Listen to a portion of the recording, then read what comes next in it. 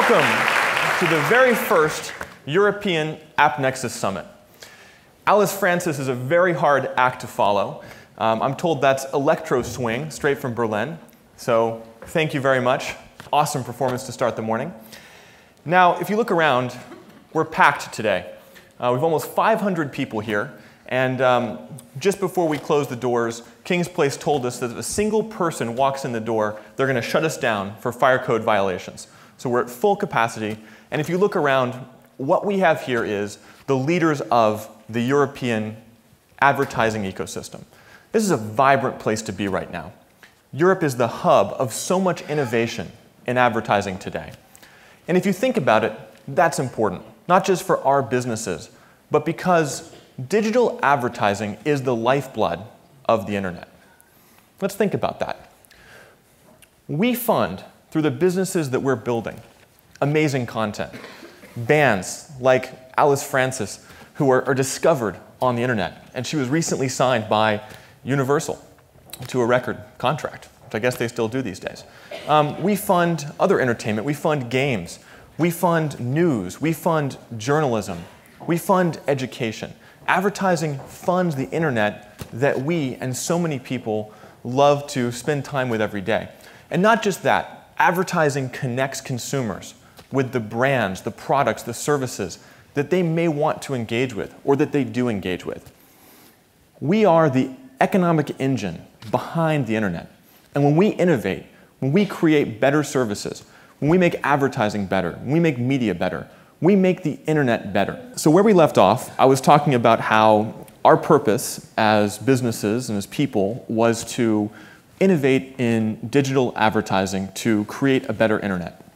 And as you all are creating the leading media and advertising companies in Europe, and we at AppNexus are creating the leading ad technology platform, there still remains a question that I was asked a couple of days ago when I arrived in London.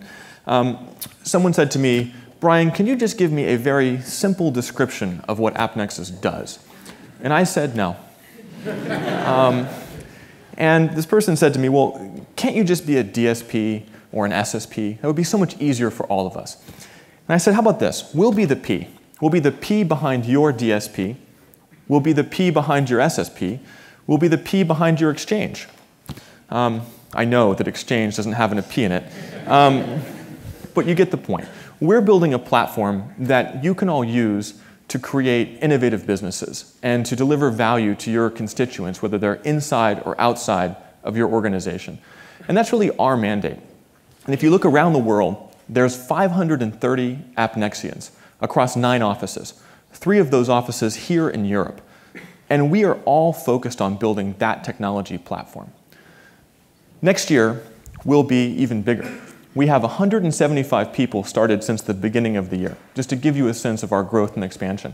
And most of those are building product and technology. So we are at heart and in practice a technology company.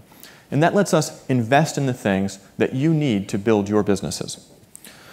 Now, 10 years ago, when I started in the online advertising space, and in fact, when Michael Rubenstein started, 20 years ago, probably 30. Michael's a real veteran after 10 years at DoubleClick and Google. There's been one thing that's clear to all of us, which is that the United States is way ahead of Europe in advertising. Would you all agree with me? How about a show of hands? Who thinks that Europe is today ahead of the US in digital advertising? Okay, a pretty good show. Well, I'll take a contrarian view. I actually agree with you. I think that what we've seen over the past couple of years is that Europe has taken the lead in the digital space.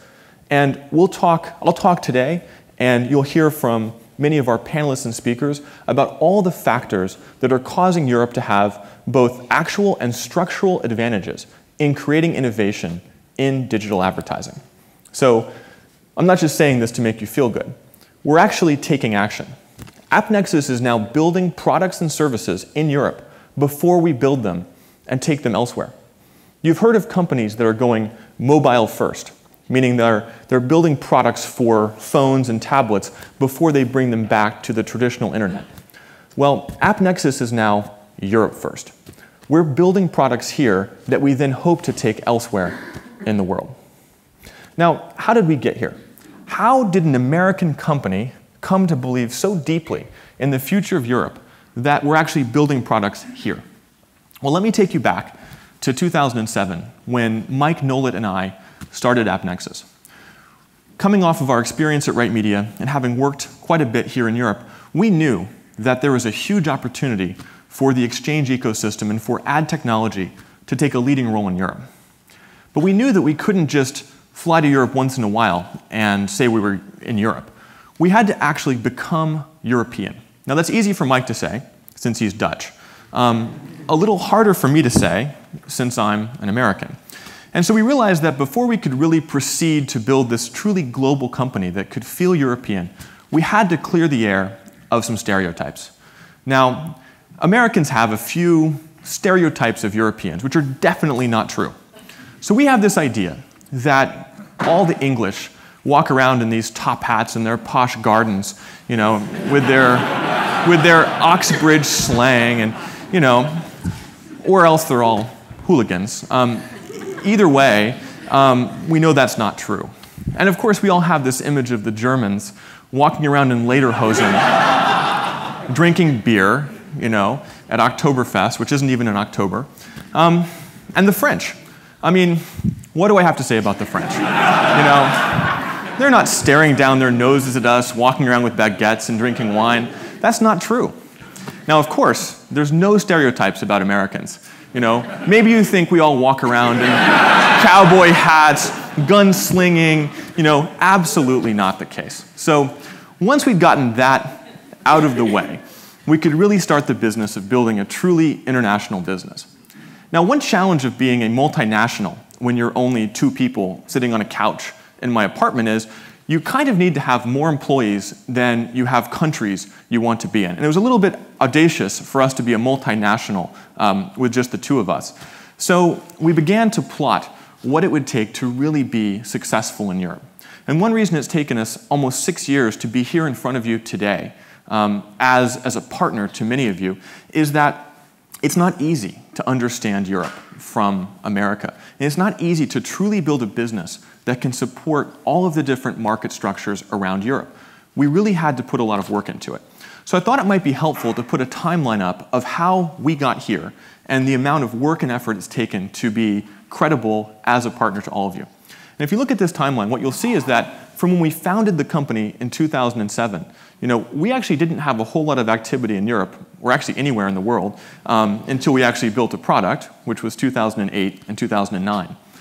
And then in 2010, we decided, okay, it's time. We're going to go to Europe. And we had made some plans, and Michael and I and Mike had lunch with one of our advisors, David Rosenblatt, who was the CEO of DoubleClick and has immense experience in these things. And he said to us, tell us what your plan is. Tell me what you're going to do to come to Europe. And I said, well, we're going to hire somebody there. And he said, I don't think that's going to cut it. How are you going to deal with all the different cultures and regions and market needs? How are you going to understand what products you have to build? What's your European product strategy? And we said, European product strategy? Doesn't one just bring the American product to Europe and tell them to like it? And David said, no. You've really got to understand that you have to figure out what these people need and how these markets work and build products for them. And the more that David talked about what it really meant to be successful in Europe, the more we realized that we had a lot more homework to do. And so Michael and Mike and I spent most of 2010 flying back and forth to Europe, meeting with many of you. And thank you all for helping us understand these markets and figure out how to bring AppNexus to Europe. In 2010, we did open our first data center in Europe, in Amsterdam. But it wasn't until 2011 when we really began to operate as a European company. We opened our office in London. We helped Microsoft launch Max here in Europe. Xaxis, who's been a longtime partner of ours, began working with us in the UK. We brought on a number of customers. Infectious, who was one of the very first programmatic agencies in the world, was a very early partner of ours here. Banner Connect in Amsterdam, or not in Amsterdam, Holland, Netherlands. Someone explain Holland to me. We'll come back to that. But Banner Connect has been an amazing partner of ours. And so we have all these partners around Europe who, even though we didn't have any people here at the beginning of 2011, started to use the platform, which was a huge help for us. When we finally opened our London office and hired Nigel with his top hat on, we began to build more and more customer relationships throughout Europe. And as we went through 2011 and into 2012, we opened our Paris office, we opened up in Hamburg, we signed many, many companies and started working with many of you. And if you look up here on the screen, you'll just see a huge list of all of the companies that we've done business with and are doing business with. And I think the list is a lot longer than this. This is all the logos we could pull late last night when we put this slide together. So apologies if you're not there. And if you look at what we're doing today with Omnicom, with WPP, with Trade Labs, with Interactive, with Orange, with all of these amazing businesses across Europe, you get a really good sense that AppNexus has arrived. And what have we done to arrive? We've listened to you. We've talked to you. We've shared our experiences elsewhere in the world. And I think that has given us a unique insight into what this market really looks like. And now this year, we're not going to rest on our laurels. We know we have a lot of work to do. And so I'm very pleased to announce that recently we've brought on 2 world-class executives here in Europe. The first is Brandon Payne, the attractive gentleman here on the left. Brandon will be on stage in a few minutes leading a session. And Brandon joins us from many years at DoubleClick and Google. He'll be leading our global accounts initiatives all around the world, so some of our largest, most complex account partners. And he's special because this is an executive with a global mandate based here in Europe. So he's not just focused on the European market. And that gives you another sense of how AppNexus is becoming much less of an American company doing business in Europe and much more of a global company doing business globally. And also on that note, Mike Nolet, my co-founder and CTO, has recently moved to London and will be working from London going forward. So we have 2 of our global executives here. And the second executive we brought on board is Jerome Underhill, who many of you probably know from his time at AOL and advertising.com. And Jerome will be our head of client services for all of EMEA and also running business operations. So very, very excited to have these 2 folks on board and look forward to having all of you work with them and meet them later on. Now, in our time in Europe, we've had a chance to learn quite a bit. And you might say, you know, we had to learn. And I thought one thing that would be interesting for all of you would be for you to see how we have come to understand the various markets in Europe. And this is research that we've done internally. When we started working in Europe, we thought to ourselves, hey, let's pull up some of these market maps that all of the bankers and analysts have put together. And we said, hey, what does the Luma chart have to say about Europe? How about the Gridley chart or the IAB charts? We looked at every single market map, and they're full of American companies. And that wasn't very helpful. So then we thought, we'll pull up all of the European market maps. And they're also full of American companies. They did very little to help us understand what was actually happening here in Europe. And they're also very startup-oriented because, of course, investment bankers love to sell startups. But that's not really how business is done. So we began to do our own research into how markets actually operate. And so let me give you an example of how we think about a market like the UK. And being, of course, in the advertising business, our very simple philosophy was, let's follow the money. So this is stats that we've pulled from many sources, including conversations with you.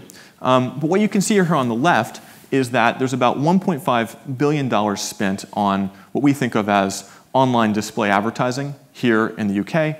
And you can see that much of that goes to agencies, and of the agency spend, some goes to networks, some goes to DSPs, SSPs, exchanges, and of course, quite a bit goes directly to publishers through traditional direct sold publisher relationships. Now, this is not in itself particularly interesting unless you look at this in context of where this was just a couple of years ago. And we will share these slides with all of you, and we'd appreciate feedback because I'm sure we've missed something. But we're going to start publishing more and more of our own research to help all of us understand these markets. If you looked at this a couple of years ago, you would have seen this network bucket be significantly larger, and that in the DSP and SSP bucket was much smaller. And one question you could ask is why? What's driving the push towards the exchange technology stack here in Europe? And our belief is this has been change driven primarily by some of the agencies I've mentioned who are aggressively and have been for many years pushing these technologies into the market to drive greater performance and value for clients. And so when agencies said, I want that, we need this, this is how our business will be built, they pushed the rest of the market down this path. And we've seen the networks, and especially the sales houses here in the UK, be less aggressive in adopting some of these technologies. When I first came to the UK with Right Media back in probably 2004 or 5, the sales houses here were very, very important. There were 5 or 6 sales houses that really had a lot of market control. And today that's not the case here. And the next wave, the networks, especially the American networks that had so much market power, are also struggling to keep up with the market changes. So you could look at this as almost a revolution in the UK. And I think you've all seen this, who work here in the market, of these new technologies sweeping through and changing the market in a disruptive way. Now let's look at Germany in that same context. So in Germany, you see that the display market is actually a little bit bigger by our calculation. But you see a new entity here, and this is a 2012 view of the world, but it's a sales house that we still see the top 10 or so sales houses having immense influence in the German market. And you also see that the DSP, SSP bucket up there, the exchange world, is much smaller proportionately than here in the UK. Now there's 2 ways to interpret this. One is that these sales houses are dinosaurs and that inevitably they will be disrupted by the introduction of exchange technology. But that's not what we think is going to happen in Germany, and that's not what we've seen over the past 12 months. What we've seen is that leading sales houses, and Interactive Media is the great example of this in Germany, are actually jumping into the exchange world with both feet. We announced a partnership with Interactive Media late last year, and what we've seen is that both through their partnership with us and their recent purchase of a retargeting firm, that they believe that that's the future of the sales house. It may be that in Germany, that exchange bucket becomes part of the sales house offering. And many other sales houses across Germany are asking themselves the question, how should we participate? Or should we continue to fight this trend? So where the UK was a revolution, what we see in Germany is the opportunity for evolution. And we also see the agency world supporting this trend. So Group M in Germany is making a major push towards adopting these exchange technologies. But it may well be part of the agency offering in a different way than we see in other markets. And of course, we've seen that here in the UK as well, that agencies are adopting these technologies in different ways than, for instance, in the US. And just for comparison, as a third market, we can look at France. Now, France is a smaller market overall, and that DSP SSP bucket is tiny in comparison to either the UK or Germany. But this is actually a little bit out of date. We made these slides, we did the research at the end of last year. We made the slides last night. But what I think you would see if you looked at France today is that this is no longer the case. That if the UK was a revolution and Germany is an evolution, France is an explosion. What we've seen in France, even in the past 12 months, is almost every major player jumping into the exchange world. We've even seen a publication, much like the Ad Exchanger of the US or the Exchange Wire here in the UK. We have adexchange.fr, which I discovered because they published an article about AppNexus a few days ago that, I don't speak French. It said, in the English translation on Google, it said, we were a golden nugget. And I was very proud of that a French publication would call this a golden nugget. It turns out it means great startup in French, or something like that. But it's nice to be spoken about in other languages. So this number, that $55 million, I suspect will be 2 or 3 times larger when we look at this at the end of 2013. And that explosion means that everyone across this ecosystem is saying, this is the future, we have to be there. And so it's a transformative change, and I think it will actually significantly change the way this slide looks over time.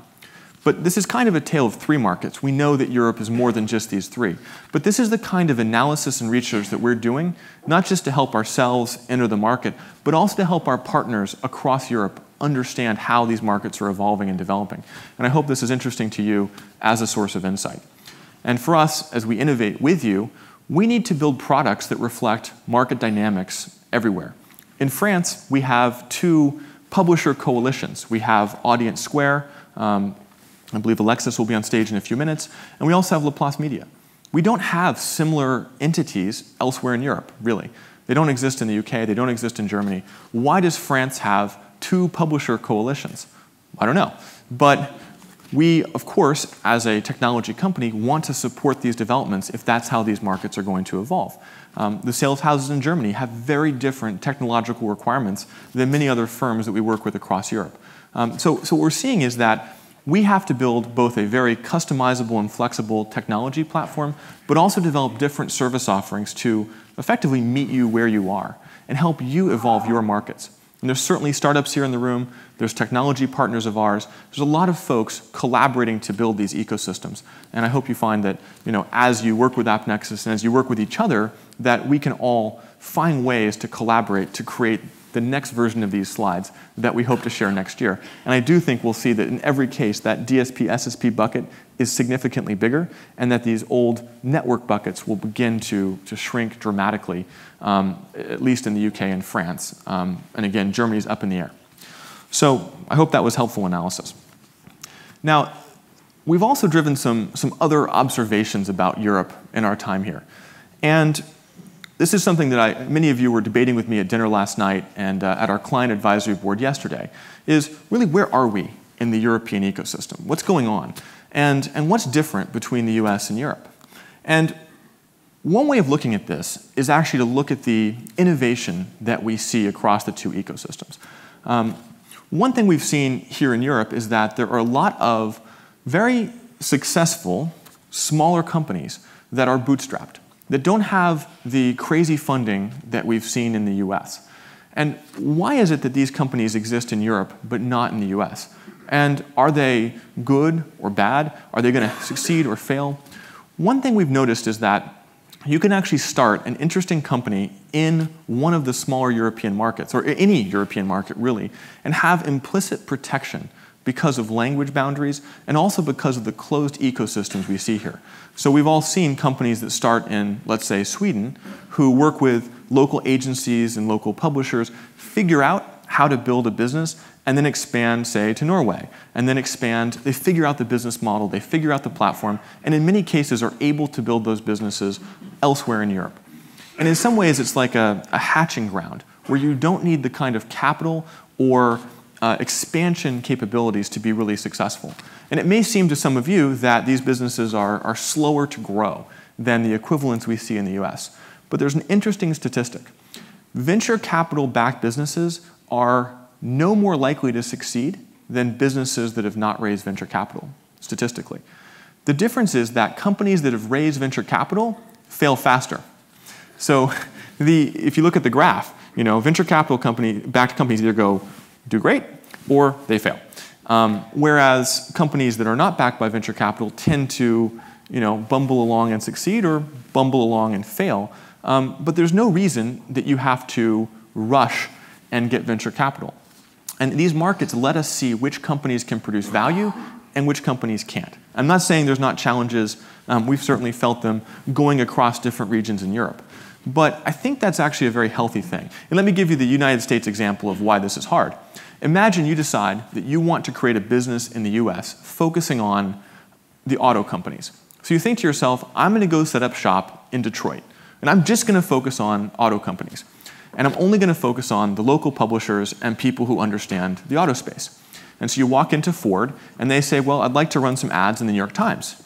And you say, well, the New York Times, that's not local. How do I go work in New York? Now I have to hire salespeople in New York. And they say, well, there's, I'm going to go work with Yahoo. Wait. Yahoo's in California. How can I actually be locally focused? I have to be national. There's no protected niche market in the US, not even Detroit.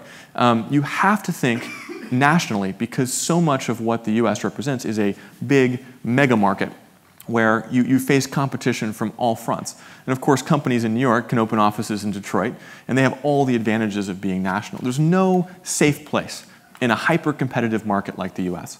That's a big advantage, I think, that companies here in the UK have, that companies in France have, in Germany, and we see so many interesting startups in all of these parts of Europe that I think we can all say that there is a vibrant ad tech startup market here. That's no longer the case in the US. If you look at the companies funded in 2007 and 2008 like AppNexus and Rubicon and PubMatic and Turn and MediaMath and Invite Media, all of those were funded and started at the same time. It was right after the big portals spent $11 billion buying Right Media and DoubleClick and Aquantive and 24/7. And venture capitalists are like, wow, $11 billion of exits. We should invest a lot into startups. And after 5 years, they're like, where are our exits? This is a terrible space. Let's stop giving these people money. Because they have very short memories. And that means that, and also big companies like AppNexus and all those I mentioned have raised a lot of capital, and so we're all expanding in a way that it kind of sucks the air out of the room. It's very difficult for a startup to say, I'm going to build the next AppNexus. It would take you $100 million of technology investment to even come close, and venture capitalists aren't really that interested in handing $100 million checks to people who are wannabes. So that is the reality of the US market today. Hyper-competitive, not that much capital, and thus not a whole lot of innovation. Now, the second factor that makes Europe ripe for innovation is actually that same pressure for capital. What happens is that you're forced to show value to succeed. I would argue that this breeds scrappiness. When Right Media was started in New York in 2003, there was no venture investment in New York. It was impossible to raise money. So we bootstrapped Right Media. We started with less than $1 million of capital. We were actually profitable from month 4 or 5. And until we launched the exchange in 2005, we were profitable every single month. And that was a testament to the fact that we provided real value to our customers. And that's something that actually is a hallmark of every great company that was founded for a very long time. You had to show value to your customers. And so for those of you in the room who work with innovative startups, you're working with them because they provide value, not because they've raised so much money that they can do all kinds of unnatural acts for you. And I think that's a healthy ecosystem. And we've seen that investors will invest here in Europe for businesses that have proven success. And we did some interesting analysis on this. I was shocked by this. Did you know that on a percentage basis of GDP, we actually see more venture capital investment in Europe than we do in the US? So the US is a bigger market, of course, and the GDP is higher, so the actual numbers are bigger. But on a percentage basis, there is actually quite a bit of activity in venture capital in Europe. So the idea that you can't get funding is certainly not the case. But the idea that there's easy money flowing the way it was in ad tech in the US 5 years ago is certainly not the case. And I think that's healthy. I think it breeds a very practical kind of innovation. And we see that in our business, where we provide this very expensive, powerful technology platform that all of you can use to go innovate without having to raise money, without having to invest, without having to have all of these technology capabilities that we've built. And I think that's actually a very healthy way to build an ecosystem. There's one more thing I want to talk about in terms of innovation. And that is a misconception, I think, that all innovation has to come from startups. What we've seen in Europe is that there is certainly a vibrant startup ecosystem, but we also see some of the larger companies, the big players, innovating as well. One of the very first global ad exchanges was in France when Orange launched AdMarket, and then, of course, relaunched with us last year. But that's innovation coming from a large local player. I mentioned interactive media. We've talked about WPP. We've seen Schibsted innovate. We see the major players across this market innovate. We've talked to all of you about this. And large or small, you're all looking for ways to either revolutionize, evolutionize, or explode your relative markets. And that's really important. Innovation doesn't just come from startups. It has to come from everyone. And so we've seen is this incredible push from all parties across the ecosystem toward these new technologies, towards new ways of doing business. And that's actually why I think we're likely to see Europe take the lead in this industry over the next 5 years. It's not because of a few startups. It's not because of a few big companies pushing. It's because everyone here knows that the future will be different and isn't driven by unreasonable investor objectives. It's driven by real value creation. You've seen what these technologies and these business models can do for you, and you're taking the step yourselves to figure out how to make your businesses work with them. So to close, at the beginning of my talk, I asked all of you, how many of you thought that Europe was ahead of the US in terms of digital advertising and advertising technology? And I hope that now you agree with me that Europe is ahead, or if not, will be soon. And through the rest of the conversations you hear today, I hope you continue to hear about all the innovative things happening around this ecosystem. Europe is where innovation is happening in our industry. And I'm very proud to be part of an organization that is going Europe first. Thank you very much.